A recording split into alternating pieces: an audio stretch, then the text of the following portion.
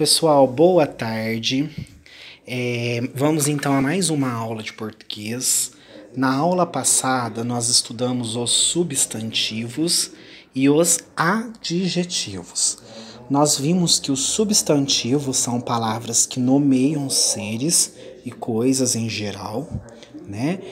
E nós vimos também sobre a classificação de cada um deles. Nós temos substantivo simples, que é aquele que contém uma palavra, substantivo composto, quando a gente usa duas palavras para dar nome a um objeto, por exemplo, guarda-roupa, ou tem o uso de duas palavras, né? Substantivo concreto, né, que é aquele que tem uma existência própria, não depende de outro ser para existir. Substantivo abstrato, no qual ele é apoiado a um outro ser, né? Eu dei o exemplo para vocês dos sentimentos, né? Nós também vimos primitivos, derivados, certo? E agora nós vamos conhecer um pouquinho sobre a flexão, ou também outros livros podem trazer para vocês a variação desses substantivos. Mas o que vem a ser a flexão ou a variação?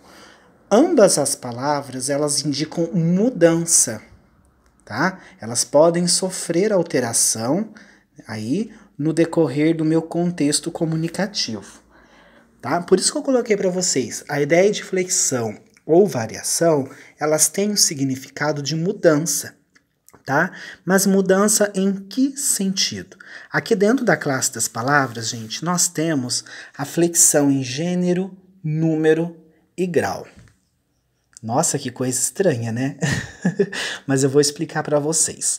A ideia de gênero dentro da língua portuguesa, gente, ela vai trazer o significado tradicional, tá? De gênero que a gente discute, que é distinguir masculino e feminino, tá?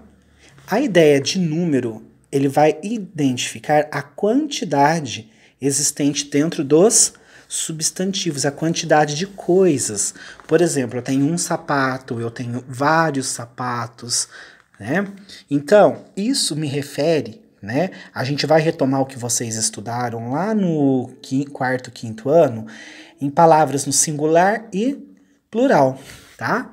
E quando eu falo de grau, tanto no substantivo como nos adjetivos, que a gente vai ver na semana que vem, eu falo da ideia de tamanho, a ideia de grandeza.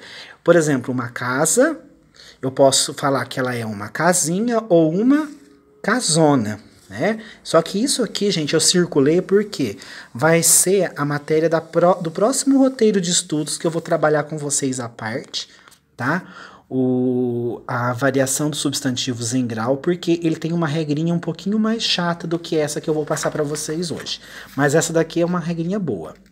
Vamos falar então a questão do gênero do substantivo. Como eu falei para vocês desde o início, né? Aqui dentro das classes de palavras, gente, a definição de gênero é aquela definição tradicional em que há separação de sexo, né? Masculino e feminino. Eu tenho aqui para vocês o gato, a gata, o livro, a caneta, João, que é um homem, Maria, a mulher. Mas como que eu vou identificar, né, nesse caso, a questão de gênero dentro do meu substantivo? Geralmente, para passar para o feminino ou para passar masculino, a gente faz a troca do o pelo a. O sempre vai indicar o masculino, o a, o feminino, certinho? Então aqui por enquanto é isso. Existem também, pessoal, algumas palavras, né, que elas são invariáveis. Aí eu tenho que observar o meu artigo que antecede, né? Por exemplo, nesse caso, a vítima, ela sempre vai ser uma palavra no feminino que ela pode ser usado para homem ou mulher, ambos os sexos. No mesmo caso, a palavra fantasma, que é uma palavra invariável. Aqui eu coloquei o fantasma, eu posso falar a fantasma também. No masculino, tá? Essa palavra também ela é invariável, usa para homem ou mulher, né? E essa diferença, como eu falei para vocês, ou ela sempre vai se dar pelo artigo ou pelo nome que é mencionado após essa palavra. certo? Então, essa é a noção de gênero que eu passei para vocês. Agora nós vamos falar de número, tá? Aqui, gente, no material de vocês está melhor, bem mais explicadinho, tá? Aqui eu só fiz um mapa conceitual mesmo para estar explicando para vocês, é uma forma de estar me comunicando com vocês e que conduz vocês na realização dos exercícios. Então eu peço que vocês leiam o material, tá? Quando a gente fala de número do substantivo, eu vou falar da quantidade, de quantas casas que eu tenho. Por exemplo, uma casa, mais de uma casa, 2 casas, 3. Então, gente, tradicionalmente, a gente acrescenta o S quando a palavra ela vai para o plural. Casa, referindo à quantidade de uma casa, casas, mais de uma, né? Só que, pessoal, não são em todas as palavras que eu apenas vou acrescentar o S. Algumas regrinhas aqui, a gente tem que observar as terminações. Mas o que seria isso? As últimas letras, né? Como que vem? Se vem com vogal ou se vem com consoante no final. Por quê? Geralmente, quando eu tenho uma terminação com consoante ou até mesmo algumas vogais, em que há encontros vocálicos, etc. por aí, que eu vou estar explicando para vocês aqui agora, a gente tem uma regrinha diferente que eu não vou apenas colocar o S. Olha o exemplo aqui. Quando uma palavra termina com a letra R, S, Z, ó, radar. Qual que é a última letra? R. Terminou na letrinha R, terminação R. Gás, terminação S. Quando eu ponho esse tracinho para vocês antes da letra, é para vocês verem que eu estou me referindo sempre à última letra aqui, ó, da palavra, tá? Ou nós, que termina com a letra Z. O que que eu vou fazer? Tá vendo esse sinalzinho de mas? Aqui tá no singular. Para eu passar para o plural, eu apenas acrescento a palavra es após essas letrinhas aqui, após essas consoantes. Então, após R, após S e após Z, acrescentar es. Ficará radares, gases e nozes, certo?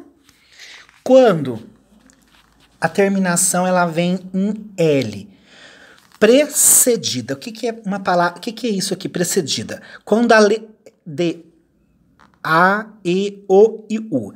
Preceder, gente, é quando essas letras vêm antes da terminação L. Por exemplo, papel. Não termina com a letra E? L. Qual que é a letra que precede, ou seja, que vem antes? A letra E.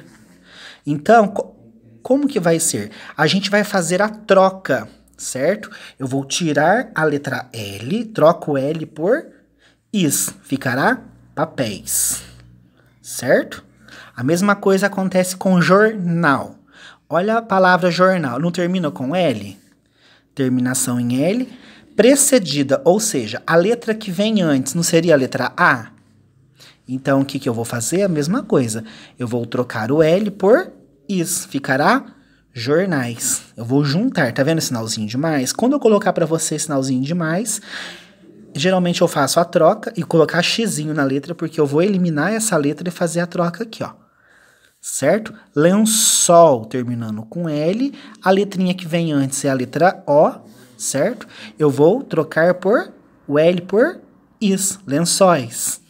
Paul, a mesma coisa. Termina com L. O que vem antes do L é a letra U, certo? Paul, eu vou tirar a letrinha L, por isso que eu fiz o X. Paus, certo? Pessoal, até aqui tudo bem. Qualquer coisa vocês mandem mensagem no WhatsApp, tá? Caso não entenderem, certo? E agora, professor, quando nós temos encontros vocálicos no final da palavra. Existe uma outra regrinha, né? Quando a gente tem o ão, né? Como o final da palavra. O ão ele pode ser substituído por ãs, ãos e ões. Mão, eu vou tirar esse encontro vocálico, por isso que eu pus um sinalzinho de menos aqui, e colocar ãos, mãos, passando para o plural. Pão, eu vou tirar a mesma coisa, pães. Mamão, mamões. Certinho, pessoal? Então, essas são as regrinhas para flexão de gênero e número do substantivo, tá? Semana que vem eu vou vir, tá, explicando para vocês, né, a regrinha dos adjetivos, tá? Por quê? Eu coloquei no material de estudo de vocês semana 1 e semana 2. Então, nessa semana 1, gente, vocês vão fazer os exercícios no caderno e ler bem o material de apoio na parte que fala somente da flexão, ou seja, variação dos substantivos. Aí a semana que vem, só que já está no material de vocês, nós faremos a dos adjetivos, porque eu vou estar explicando separadamente para não confundir vocês. Certinho? Pessoal, tenham então uma boa semana de estudos, uma boa tarde e qualquer coisa eu aguardo o contato de vocês pelo WhatsApp. Tá bom? Um grande abraço.